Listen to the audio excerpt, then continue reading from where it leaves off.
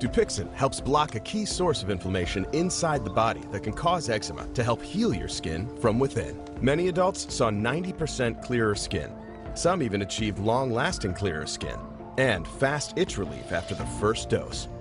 Severe allergic reactions, including skin reactions, can occur. Get help right away for face, mouth, tongue, or throat swelling, wheezing, or trouble breathing. Tell your doctor of new or worsening eye problems like eye pain or vision changes, skin symptoms, joint aches and pain, or a parasitic infection. Don't change or stop other treatments without talking to your doctor. Dupixent, the #1 prescribed biologic by dermatologists and allergists, helps you feel the heal.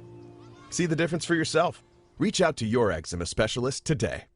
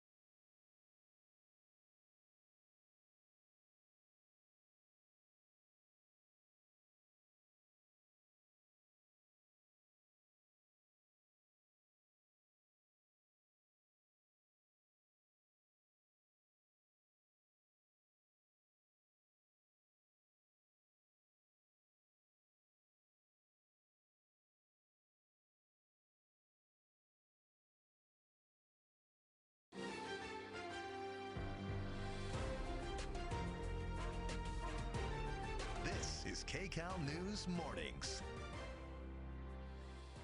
It's a tough morning, but we're going to work to get you through it. Today is Thursday, September 11th. I'm Jamie Yukas. The person who killed conservative activist Charlie Kirk is still on the loose, what the FBI revealed about the killer just moments ago.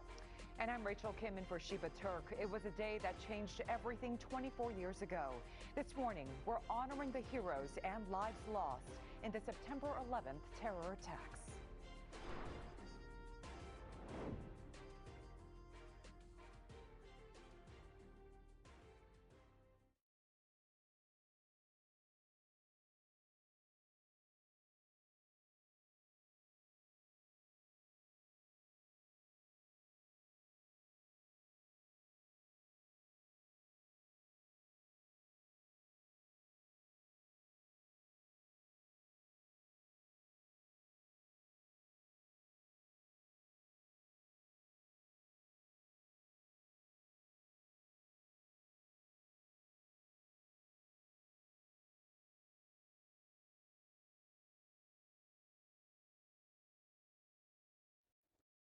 Hi, good morning. So I want to start off with an overview in the Inland Empire, Paul, because I have so much volume out there this morning on this Thursday morning. So wherever you decide to go, give yourself plenty of extra time. But there's a hot spot here, the 60. That's been an issue pretty much all morning. Earlier it was road work. Now it's a motorcycle crash westbound 60 before Grand. The carpool lane is blocked. This is a 38-minute delay now from Ramona to Grand. That's just a 7-mile stretch. So you're going to have to give yourself at least 20 minutes of a head start to make it on through. You could take the 10, but I do have slowing heading westbound through Ontario, and the 210 is a little bit of a stretch. It's a little bit lighter, but you hit that traffic once you get to the 57. Here's a look at the 91 West, Tyler to the 241. That's a 42-minute ride, and that 71 South is slowing down, approaching the 91 as well. Orange County, again, our usual slow spots. The 57 freeway southbound Lambert to that 522 is a 21-minute ride. And here is a look at LA. So much red out there. Also a crash eastbound 91 at Lakewood. Left lane is blocked off. I'll have more here in just a bit. Ladies, back to you.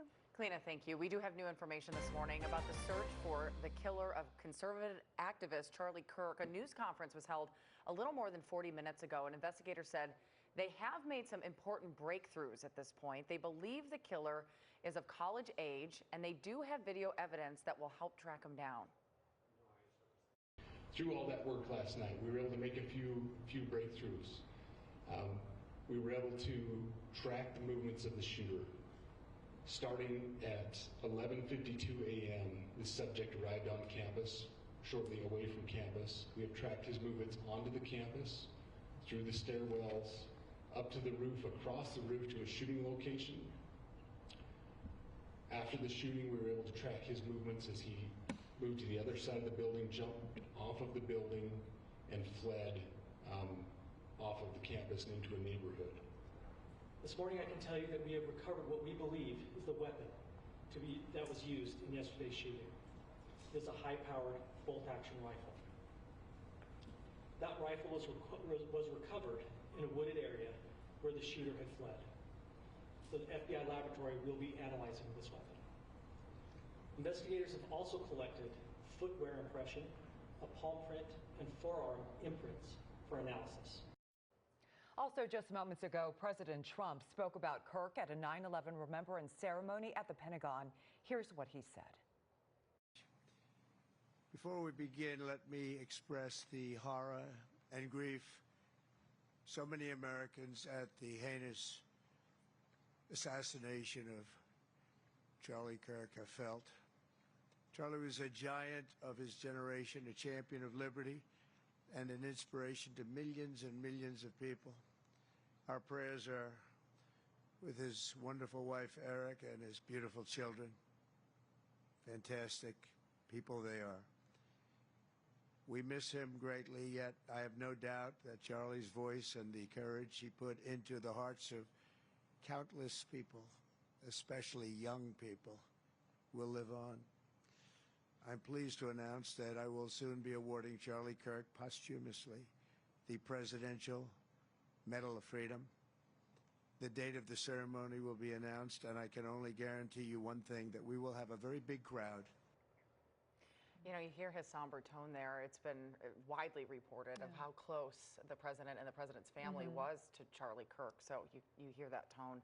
There has also been an outpouring of support for the family of Charlie Kirk. Yeah, he was assassinated in front of a crowd of thousands at Utah Valley University. Kcal News reporter Tina Patel has reaction to his death and more on the investigation. Tina.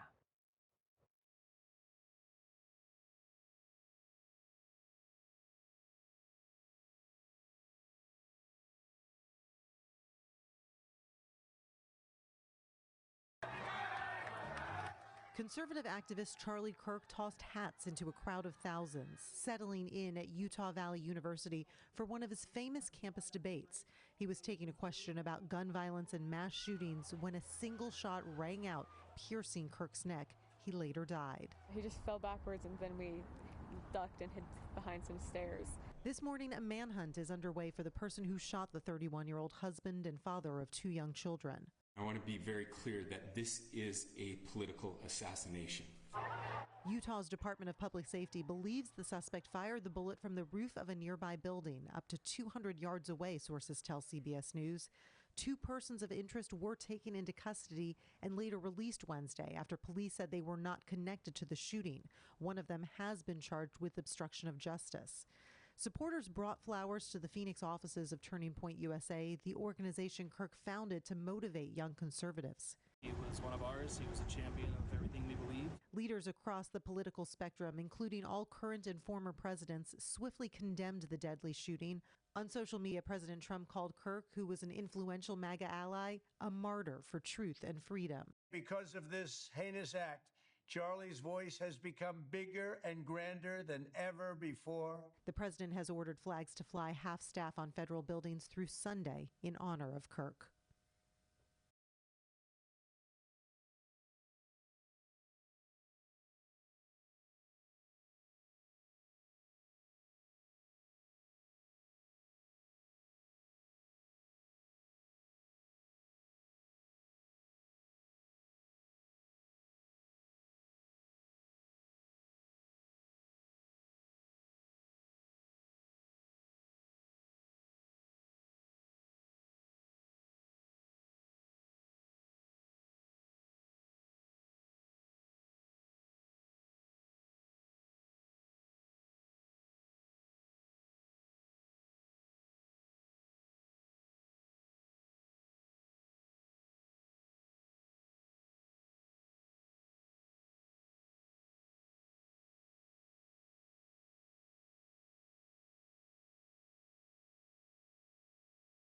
I'm an old guy. Just the aura in the air, or the whatever you want to call it, that I feel today reminds me of the day that John F. Kennedy was assassinated.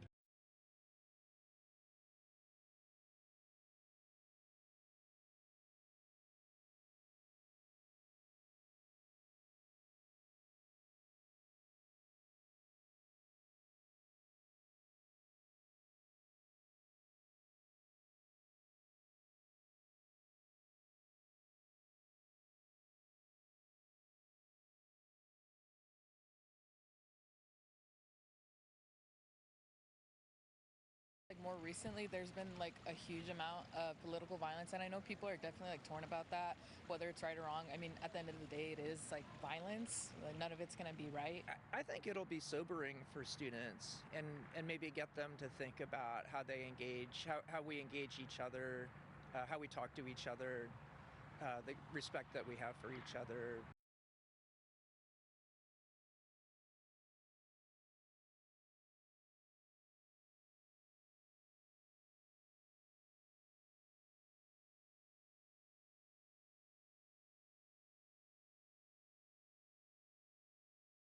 Thank you. And joining us now is GOP political consultant Matt Klink. Thank you so much for being with us this morning, Matt. Sure. I just want to dive in here because I feel like we've become a nation that can't hold two ideas at the same time.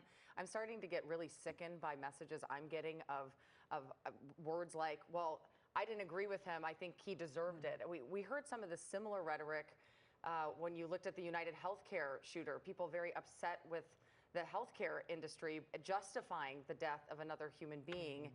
Can you talk about where we're at and where you see, you know, the president now calling for a focus on liberals, radical liberals? Can you just talk about the rhetoric and where we are? And we are a society that seems to become more divisive instead of being able to hold these ideas.